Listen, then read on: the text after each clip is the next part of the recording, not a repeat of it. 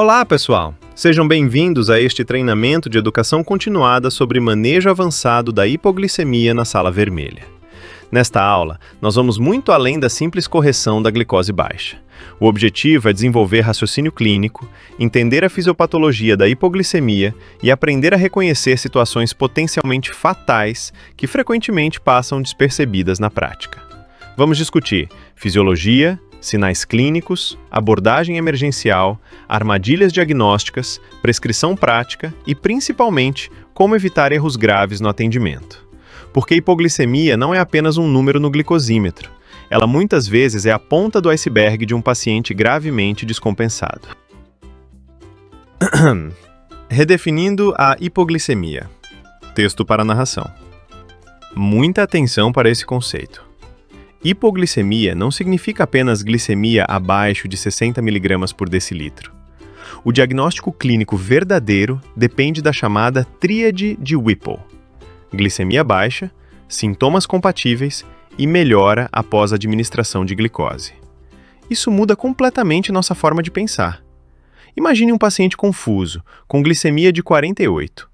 Você faz glicose venosa, a glicemia sobe, mas o paciente continua rebaixado. Nesse caso, a hipoglicemia existia, mas não era a única causa do quadro neurológico. Portanto, o valor isolado do aparelho nunca deve conduzir sozinho o raciocínio médico.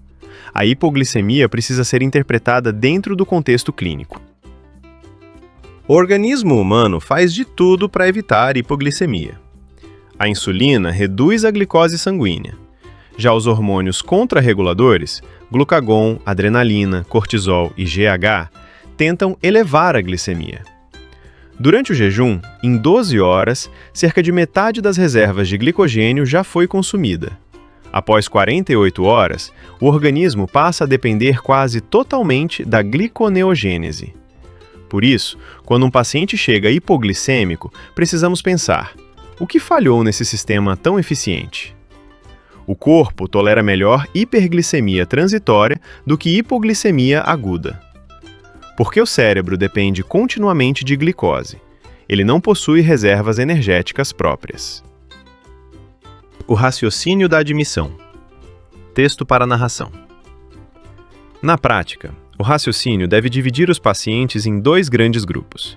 Primeiro, pacientes com comorbidades. Segundo, pacientes sem doenças prévias importantes. Nos pacientes com doenças, diabetes, sepse, hepatopatias, insuficiência renal, caquexia, o organismo já funciona no limite. Neles, a hipoglicemia geralmente representa falência metabólica ou erro terapêutico. Já no paciente previamente ígido, devemos pensar em medicações, insulinoma, hipoglicemia hiperinsulinêmica, cirurgia bariátrica, síndrome de Dumping. Essa divisão ajuda muito a definir gravidade, necessidade de internação e investigação posterior. A evolução clínica da hipoglicemia geralmente ocorre em duas fases. Primeira fase: descarga adrenérgica. O organismo tenta salvar o cérebro mobilizando glicose rapidamente.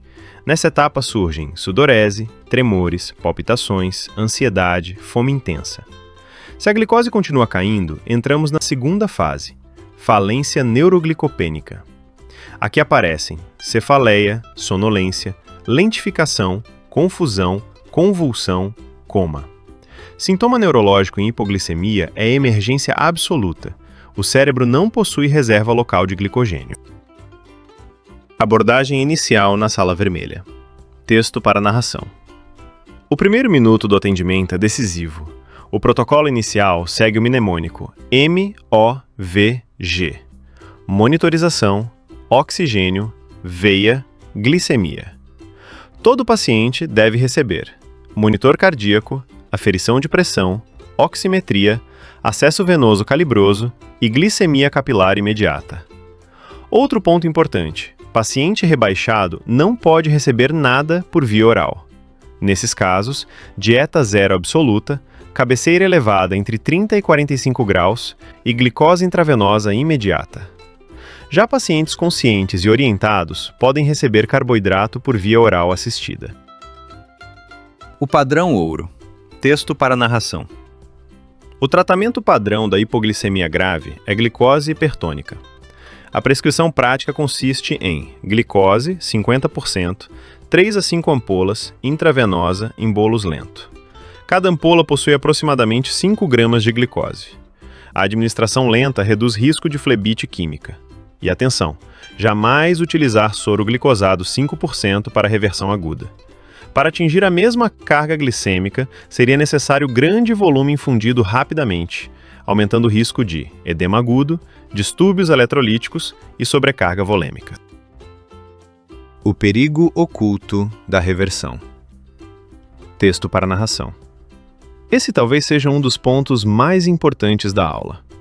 Pacientes etilistas, desnutridos, caquéticos, podem desenvolver encefalopatia de Wernicke se receberem glicose sem tiamina.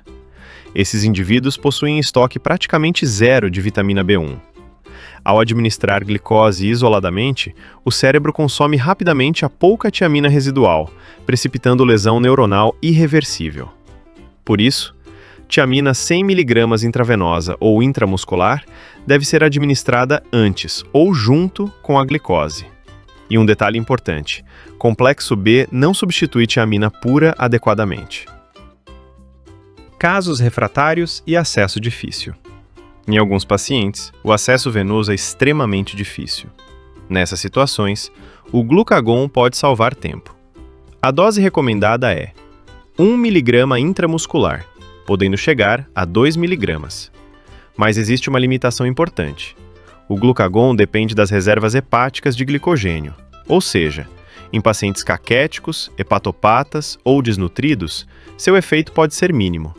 Outro recurso em casos refratários é a hidrocortisona intravenosa. Ela ajuda a restaurar a resposta hormonal contrarregulatória, principalmente em sepse, insuficiência adrenal ou hipoglicemia persistente. Esse talvez seja um dos pontos mais importantes da aula. Corrigir a glicemia não encerra o atendimento. Agora precisamos evitar recorrência. E aqui existe um erro muito comum: prescrever a mesma manutenção para todos os pacientes. Pacientes hidratados e normovolêmicos podem receber soro glicosado 5%. Mas pacientes desidratados, sépticos, etilistas ou hipovolêmicos precisam de expansão volêmica real. Neles, a melhor opção é soro fisiológico 0,9% associado à glicose hipertônica, porque o soro glicosado isolado rapidamente se comporta como água livre. Checklist da sala vermelha. Esse slide resume uma prescrição prática e racional.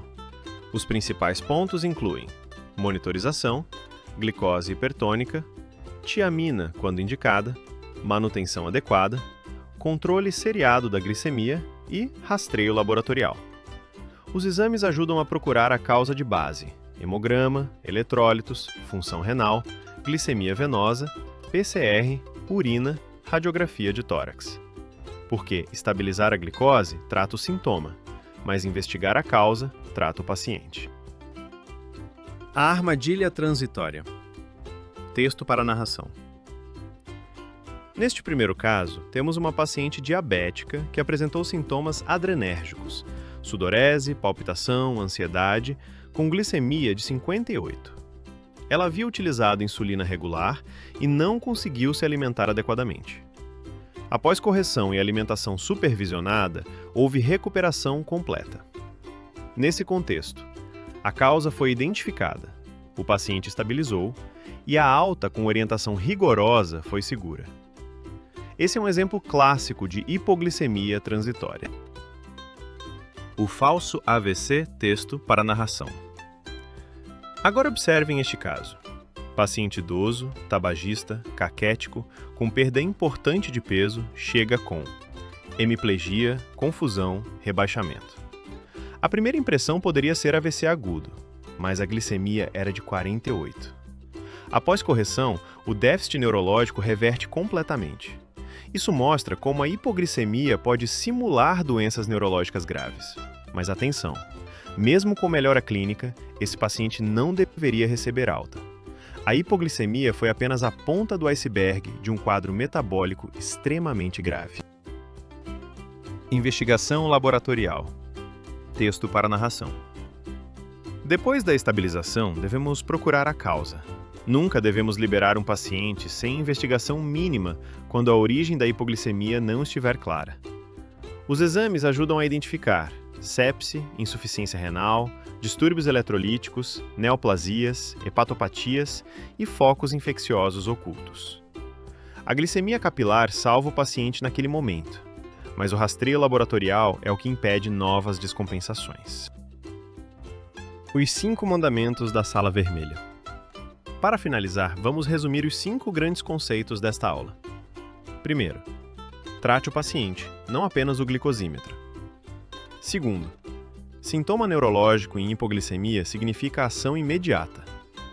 Terceiro, nunca esquecer da tiamina em etilistas e desnutridos. Quarto, a manutenção deve ser individualizada conforme volemia e contexto clínico. E quinto, sempre investigar a causa de base antes da alta. Hipoglicemia é muito mais do que glicose baixa. Ela é um sinal de descompensação metabólica potencialmente fatal. Então, aqui está um infográfico que resume este estudo da hipoglicemia. Em breve, estaremos trazendo novos temas importantes para um bom manejo de casos de urgência e emergência mais comuns da Sala Vermelha. Esta apresentação foi desenvolvida pelo Dr. Mário Augusto de Lima, CR MSP 30014.